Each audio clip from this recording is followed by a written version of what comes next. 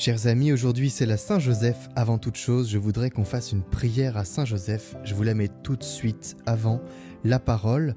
Et je voulais aussi vous rappeler qu'aujourd'hui on commençait la neuvaine de Carême. Au nom du Père, du Fils et du Saint-Esprit. Amen. Ô Saint-Joseph, dont la protection est si grande, si forte et si prompte devant le trône de Dieu, je mets en toi tous mes intérêts et désirs. Ô Saint-Joseph, assiste-moi par ta puissante intercession et obtiens pour moi, de ton divin Fils, toutes les bénédictions spirituelles par Jésus-Christ, notre Seigneur, de telle manière qu'ayant engagé ici-bas ton pouvoir céleste, je puisse offrir mes remerciements et mon hommage au Père qui nous aime. Ô Saint-Joseph, je ne me fatigue jamais de vous contempler, toi et Jésus, endormis dans tes bras. Je n'ose pas approcher pendant qu'il se repose près de ton cœur. Embrasse-le en mon nom et baise sa tête délicate pour moi et demande-lui de m'embrasser à son tour lors de mon dernier soupir.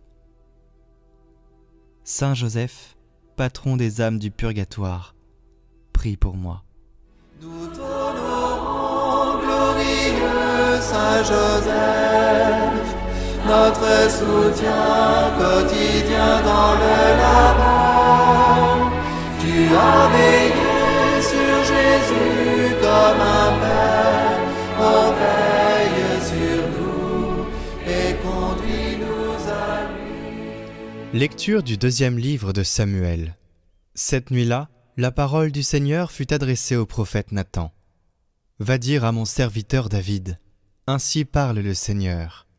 Quand tes jours seront accomplis, et que tu reposeras auprès de tes pères, je te susciterai dans ta descendance un successeur, qui naîtra de toi, et je rendrai stable sa royauté. C'est lui qui bâtira une maison pour mon nom, et je rendrai stable pour toujours son trône royal. Moi, je serai pour lui un père, et lui sera pour moi un fils. Ta maison et ta royauté subsisteront toujours devant moi. Ton trône sera stable pour toujours.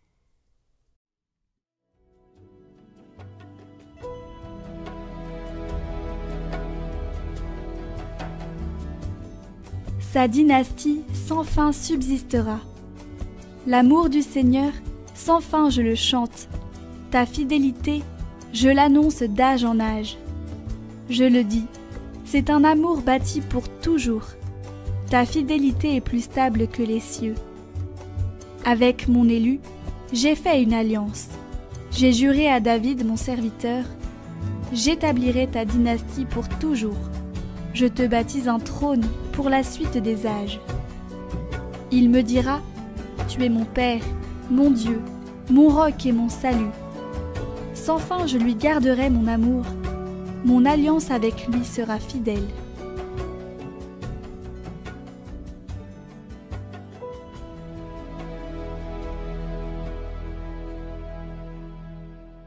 Lecture de la lettre de saint Paul apôtre aux Romains. Frères, ce n'est pas en vertu de la loi que la promesse de recevoir le monde en héritage a été faite à Abraham et à sa descendance, mais en vertu de la justice obtenue par la foi. Voilà pourquoi on devient héritier par la foi. C'est une grâce, et la promesse demeure ferme pour tous les descendants d'Abraham. Non pour ceux qui se rattachent à la loi seulement, mais pour ceux qui se rattachent aussi à la foi d'Abraham, lui qui est notre Père à tous. C'est bien ce qui est écrit. J'ai fait de toi le Père d'un grand nombre de nations. Il est notre Père devant Dieu, en qui il a cru. Dieu qui donne la vie aux morts et qui appelle à l'existence ceux qui n'existent pas. Espérant contre toute espérance, il a cru. Ainsi est-il devenu le Père d'un grand nombre de nations. Selon cette parole, telle sera la descendance que tu auras.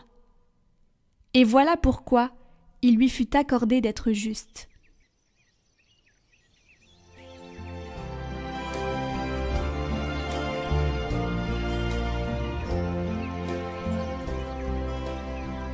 Évangile de Jésus-Christ selon saint Matthieu. Jacob engendra Joseph, l'époux de Marie de laquelle fut engendré Jésus, que l'on appelle Christ.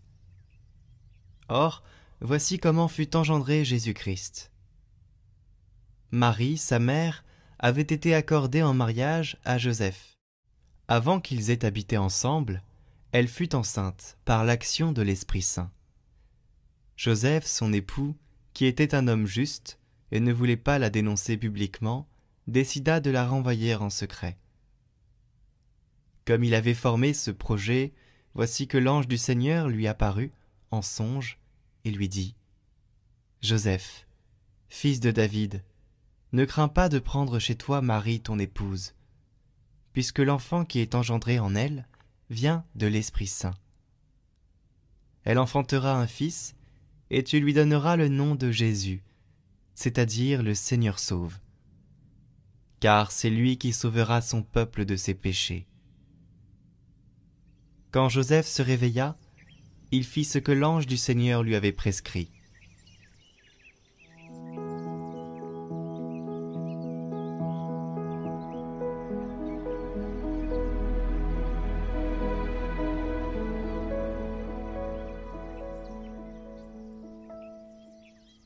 Avez-vous entendu parler du vilebrequin ?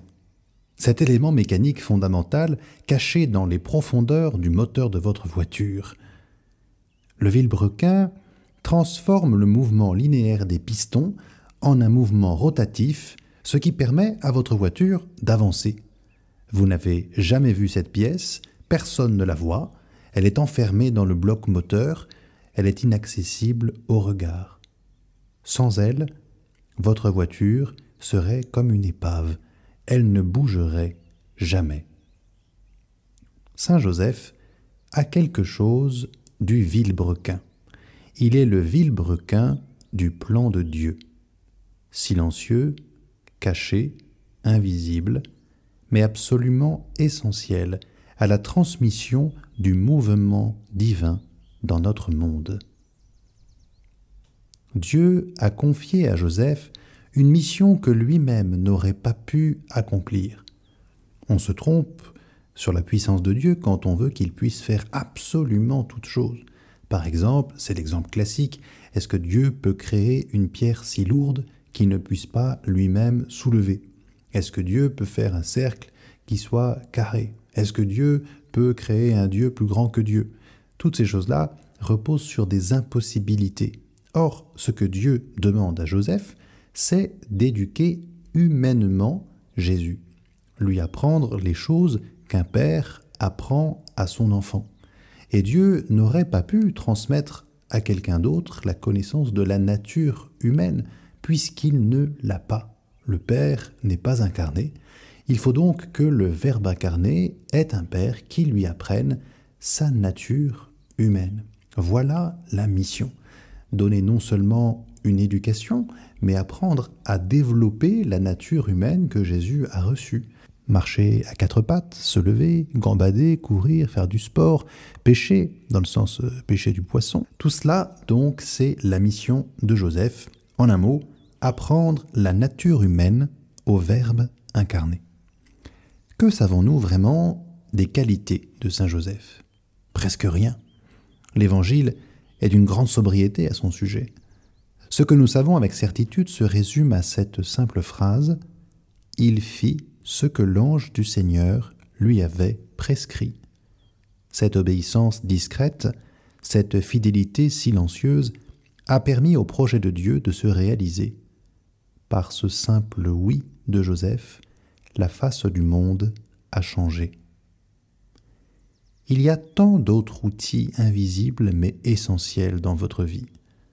Les fondations de votre immeuble cachées sous terre qui soutiennent l'édifice, le système électrique dissimulé dans nos murs, les algorithmes invisibles qui régissent nos communications, les racines des arbres, les enzymes de notre corps.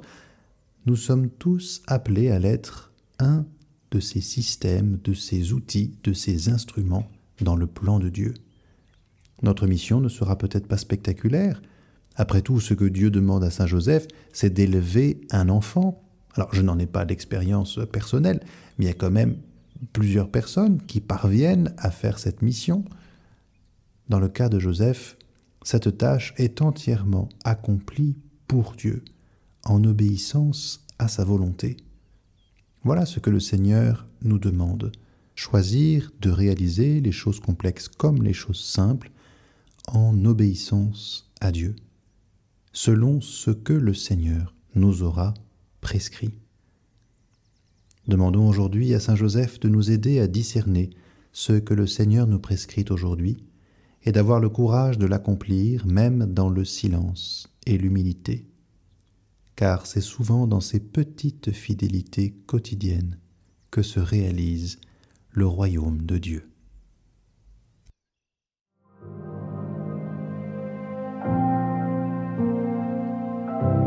Premier jour de la neuvaine. Prendre clairement conscience de ce qui bloque en moi avec saint Augustin. Au nom du Père et du Fils et du Saint-Esprit. Amen. Seigneur, aujourd'hui avec saint Augustin, je souhaite entrer profondément dans ma propre vérité, dans cette conscience lumineuse et claire de ce qui me bloque intérieurement. Saint Augustin nous invite à cette réflexion profonde. Seigneur, fais que je te connaisse et que je me connaisse. En effet, quand je te cherche, Seigneur, c'est avant tout le bonheur authentique que je désire trouver.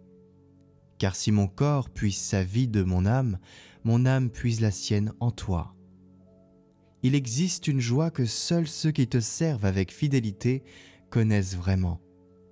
Cette joie profonde, c'est toi-même. Voilà la source véritable du bonheur. Ressentir une joie intense en toi, par toi, à cause de toi. Voilà la seule joie véritable. Toute autre quête de bonheur n'est qu'illusion. Aujourd'hui, Seigneur, aide-moi à prendre clairement conscience de ce qui bloque en moi, ce qui m'empêche de te rejoindre pleinement. Révèle-moi par ton esprit de sagesse ces entraves qui freinent ma marche vers toi. Que le don de conseil me donne la lucidité pour poser les bonnes questions et trouver les justes réponses. Permets-moi d'avoir les pieds sur terre afin d'entendre plus clairement ce qui vient du ciel. Oui, aide-moi à être profondément ancré dans le réel pour percevoir ta voix à travers les événements quotidiens, à travers les personnes que je rencontre et les situations que je traverse.